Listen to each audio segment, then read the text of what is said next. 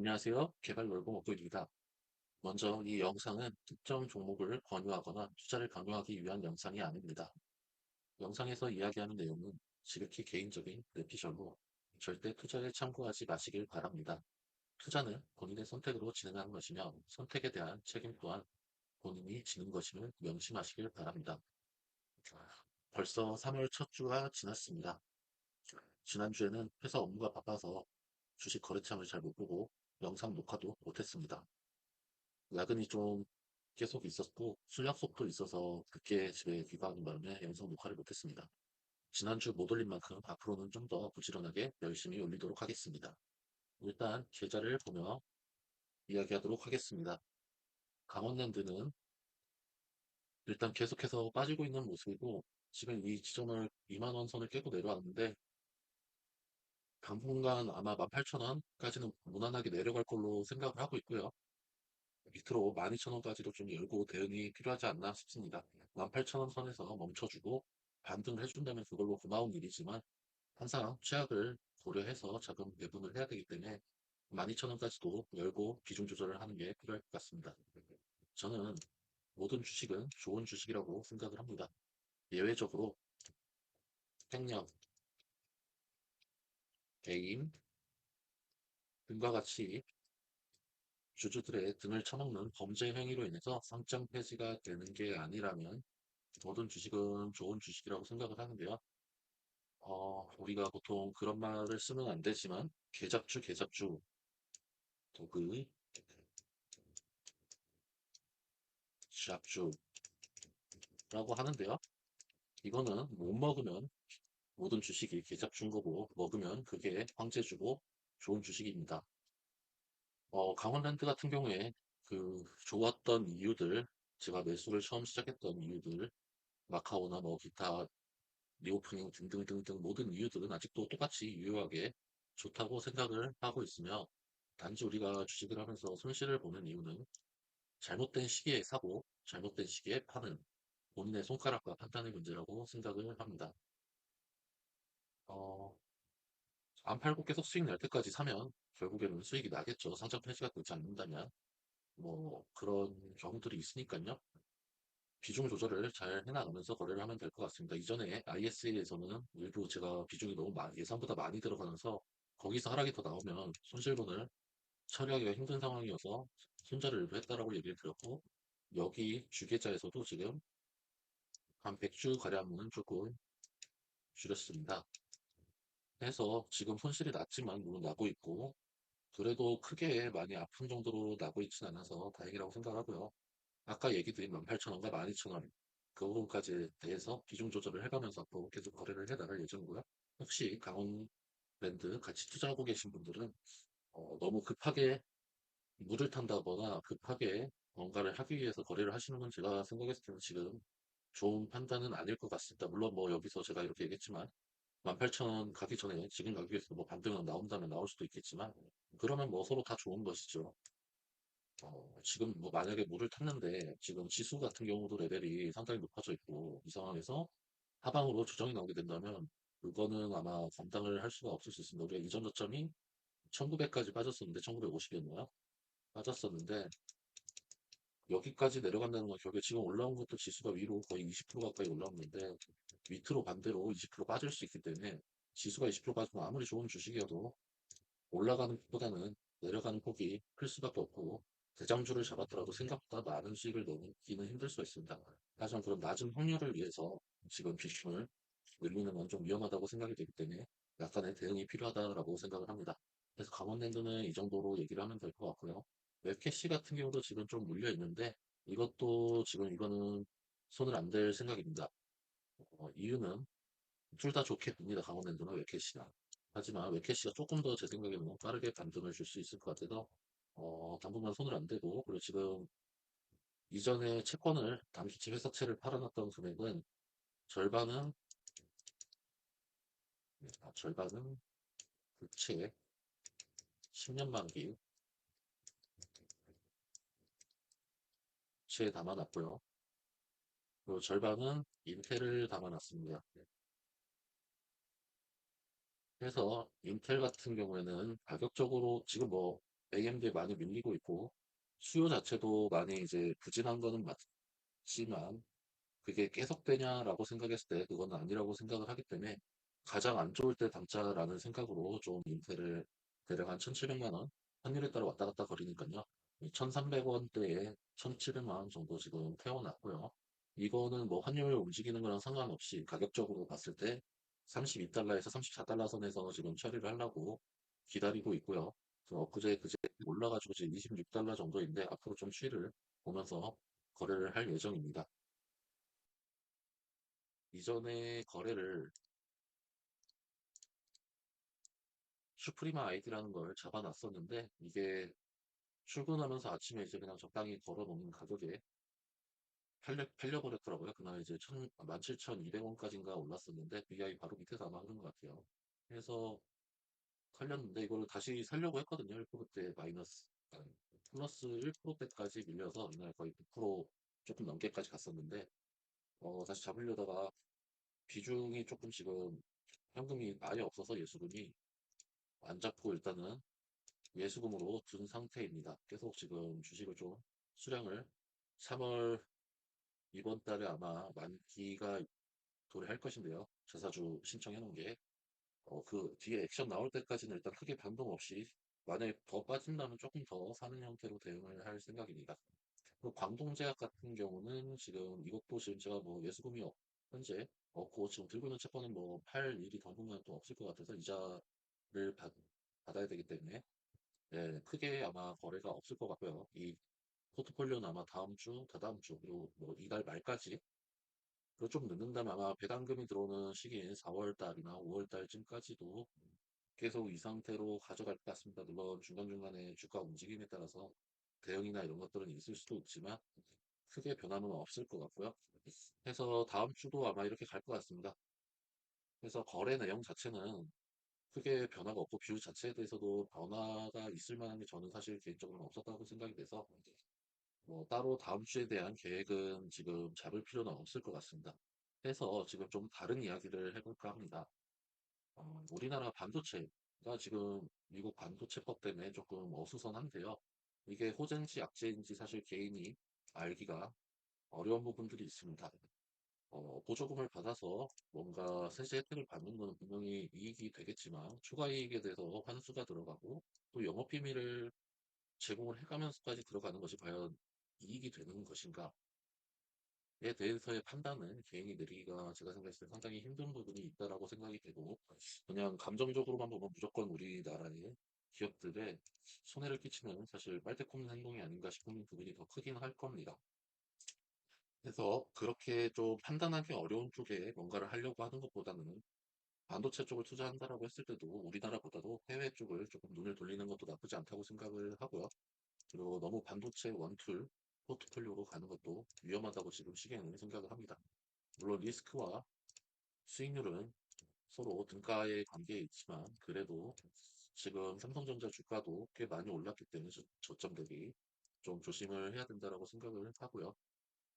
어, 개인적으로는 지금 바로 채권 매수를 권하는 게 아니라 지금부터 좀 지켜보면서 장기채를 좀 담아가는 것이 어떨까 생각을 합니다. 이유는 지금 물가 상승이 우리가 뭐 뉴스에서도 계속 나오고 뭐 이야기를 하지만 전문가들이 어, 구조적입니다. 사실 문제가 우리가 저 같은 경우에는 재작년에 그리고 재재작년에 그 천연가스에 대해서 상승을 봤던 이유가 있었는데 이게 우리가 ESG와 기후위기 대응을 위해서 친환경으로 가야 되는데 그거를 바로 가기에는 우리가 비용적으로도 그렇고 기술적으로도 현재 아직 준비가 안 돼 있습니다. 그래서 그 중간 재격으로 천연가스가 필요할 거라고 생각을 했고 천연가스의 가격이 수요에 따라서 올라갈 거라고 생각을 했습니다. 해서 결과론적으로 이거는 뭐 크게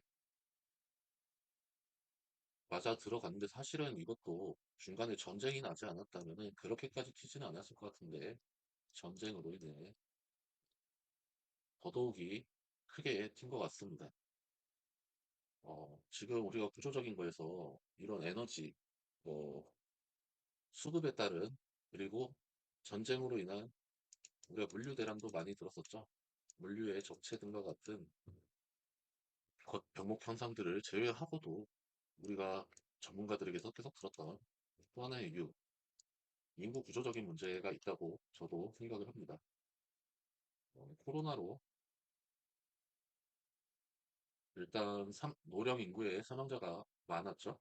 노령 인구의 사망자들이 많았는데 이 외에도 코로나 때 우리가 유동성을 풀면서 노동시장에서 은퇴자들이 많이 발생을 했습니다. 리타이어를 빨리 하면서 조기 은퇴하신 분들도 많이 발생을 했고, 이거는 우리가 주변에서 뭐 저만 그런지는 모르겠는데요. 어, 심심치 않게 한 달이 건너 한 달이 건너 한 명씩은 다 있을 겁니다. 뭐 한 명이 아니라 여러 명일 수도 있고요. 상당히 많은 사람들이 주식, 코인, 그리고 우리나라 같은 경우에는 네, 부동산, 이게 뭐 부동산 같은 경우에 영끌 뭐 젊은 사람들 물렸다고 하지만 이때 물린 사람도 많겠지만 벌고 은퇴하신 분들도 상당히 많이 있습니다. 그래서 이런 부분들이 구조적으로 인구적으로 부족한 부분이 분명히 발생을 했는데 우리가 미국이 어쨌든 키를 쥐고 있으니까요. 미국을 보면은 항상 지금 금리 인상의 어떤 단추가 되는 내용이 고용이 탄탄하다, 고용이 탄탄하다 아직. 그래서 아직 열기가 식지 않았다라고 이야기를 하는데 이 고용에 대해서 조금 생각을 해보면 좋을 것 같습니다. 고용이 일단 숫자적으로 지표는 자리가 많은 거는 맞죠. 자리가 많은 거는 맞는데 자, 우리가 아까 은퇴자들이 많다고 했어요. 은퇴자가 많은데 저는 그냥 이것부터는 정말 뭐 어떤 자료를 보고 얘기하는 게 아니라 그냥 경험적인 얘기로 보자면은 자, 은퇴를 하신 분들이 물론 저자본으로 투자를 하셔서 졸업을 하신 분들도 물론 있겠죠. 있지만 이것보다는 어느 정도 자본이 있으신 분들이 더 크게 벌어서 은퇴까지 아마 가지 않았을까라고 조금 합리적인 의심인지는 모르겠지만 의심을 해보고요. 그렇다면 그분들이 그런 자본을 확충할 수 있었던 분들은 노동자 신분으로만 봤을 때 어떤 그 노동자 계층에 있었을까라고 생각을 해보면 저는 개인적으로는 고임금 일자리에 계시던 분들이 좀 많지 않았을까 싶습니다. 분포상. 그렇다면은 여기 이 내용들은 지금 뭐 자료로 확인하고 그런 내용이 아니라 그냥 제 개인적인 생각이고 개인적인 경험상의 어떤 이야기이고요. 그래서 믿거나 말거나니까 가볍게 들어주시면 좋을 것 같습니다. 그래서 고임금분포의 임금자들이 나갔다고 노동시장 밖으로 나갔으면은 이거는 채워야겠죠. 자리가 물론 많지는 않았을 텐데 절대 다수로는. 하지만 결국에 이것보다 조금 저임금이든 일자리에서 올라갔겠죠 보통. 그러면은 이게 뭐 예를 들어서 정말 큰 대기업이라고 다 같은 대기업이 아니니까 정말 큰 대기업에서 대기업으로 갔다라고 해보면은 우리가 여태 보지 못한 인구의 어떤 이동이 일어났을 수 있다라고 생각을 하는 겁니다, 저는. 대기업이 일자리가 한정돼 있고 전체 일자리에서 보면 차지하는 비중이 적은데요. 이렇게 만약에 그 적은 데에서 우리가 물론 절대 다수로 보면 적지만 이게 우리가 여태 보지 못한 정도로 만약에 이동이 일어났다라고 생각을 해본다면 요 밑에 그러면 이 중소기업은 어떻게 되어 있을까요, 지금? 중소. 여기서 지금 일단 일로 우리가 빨아들이는 모습 비슷한 걸 본 게 좀 지우고 얘기를 할게요. 혹시 네카라 후대 당토 등 같은 이야기를 좀 들어보신 분이 있으실지 모르겠는데 자 새로운 어떤 뉴페이스들이 생겼죠. 뭐 네이버와 카카오와 라인 등은 좀 이미 고인물이었지만 배민이나 당근, 토스 등과 같은 뉴페이스들은 상당히 많은 개발 인력들을 시장에서 뽑아갔습니다. 원래라면 중소에 있어야 될 인력조차도 이 새로운 파이가 생기면서 많이 넘어갔습니다. 자, 그러면 지금 중소기업들은 우리가 매일 뉴스에서 보는 게 청년 부직과 청년 실업이죠. 실업. 그리고 중소기업은 고인난이죠. 고인난을 지금 겪고 있습니다. 그래서 제가 얘기하고 싶은 거는 지금 이 일자리 미스매치라고 우리가 보통 이야기를 하는데 일자리 미스매치가 이것 또한 지금 결국에는 구조적 문제라는 생각을 하는 것입니다. 그래서 사실 구조적이면 이 구조가 뭔가 바뀌지 않는 한 구조가 변경된, 여기서 구조가 변경된다는 건 뭐 이런 말을 하는 거죠. 뭐 청년들이 아예 사라져 버린다던가 혹은 중소기업에서 뭐 이건 일어나기 힘든 일이지만 중소기업의 어떤 급여 수준이나 뭐 복지 등이 올라가서 좀 이쪽으로 이분들이 간다던가 지금 안 가고 있지만 이건 일어나기 힘드니까 그러면은 지금 상황으로 봤을 때 일어나기 쉬운 거는 이분들이 사라지는 거죠. 중소기업들이. 네. 그 연준의 어떤 피봇을 위해서는 결국에 이게 지금 사라져야 된다는 겁니다.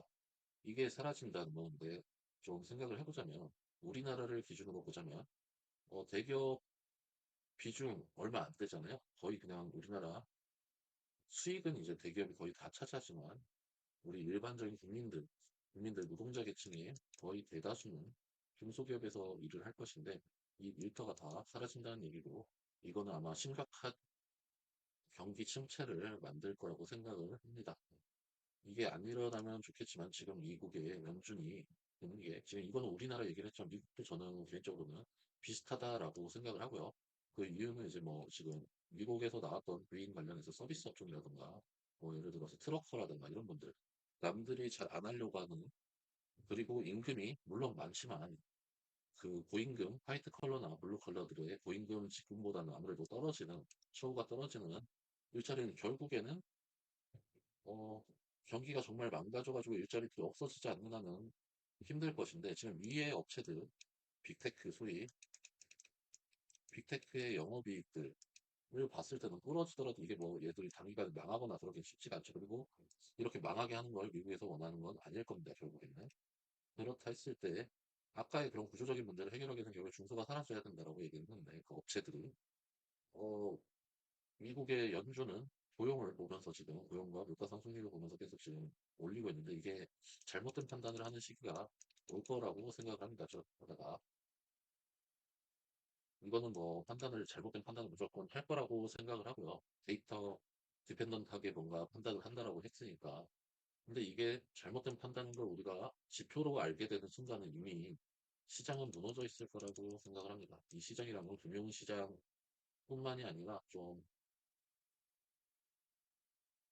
실제 우리 실물 경기가 아예 무너지는 상황이 발생을 할 수 있을 건데, 어, 잘못된 판단을 했을 때, 우리가 계속 만약에 좀 길게 이거를 둔다라면은, 방금 이야기한 것처럼 상상하기도 싫은 일이 일어날 수도 있지만, 그거는 연준도 상상하기 싫을 겁니다. 해서 저는 개인적으로 이 잘못된 판단은 일어나긴 하되, 아주 짧은 순간에 이거를 되돌릴 수 있는, 이 되돌리려면 어떻게 해야 될까요? 금리 인하를 해야겠죠. 해야 되고 뭐 구제금융 지원해주고 해야 될 겁니다. 이거를 아주 짧은 시간에 여태 우리가 금리의 상승을 아주 보지 못한 기울기로 본 것처럼 반대로 너무 급격하게 올라갔기에 급한 금리 인하가 충분히 일어날 수 있다고 생각을 합니다. 이 잘못된 판단이 언제 일어나는지를 봐야겠지만 해서 이 잘못된 판단을 일으키는 걸 기다리면서 채권을 좀 담아가면 장기 채권을 물론 저 잘못된 판단을 우리가 보는 순간에나마 채권 금리가 발작을 일으킬 수도 있다고 선방으로 생각을 하지만 그때까지도 그러니까 사간다는 생각으로 지금부터 조금 정찰 변형식으로 보내면 어떨까 개인적으로 생각을 하고 있습니다. 만약에 저런 급격한 금리 인상 이후 급격한 금리 인하가 나온다면 그 지점을 우리가 잡을 수만 있다면 상당히 따뜻한 채권 금리와 그리고 랩의 차익을 남길 수 있을 걸로 생각을 하고요. 이 인하는 아마 정말 상상을 초월한 인하라고 저는 개인적으로 생각을 합니다. 제가 채권 이야기를 조금 하고 개인적으로 그냥 이런저런 현재로서의 내피셜을 좀 이야기를 드렸는데요. 처음에 이야기하면서도 이야기 드렸지만 그냥 말 그대로 근거 없는 소설이기 때문에 가볍게 들어주셨으면 좋겠고요. 올해에는 모든 개인 투자자분들이 세우신 투자 계획대로 잘 실천하셔서 모두 경제적 자유를 이루는 데 보탬이 되길 바라며 오늘의 영상은 여기서 마무리하겠습니다.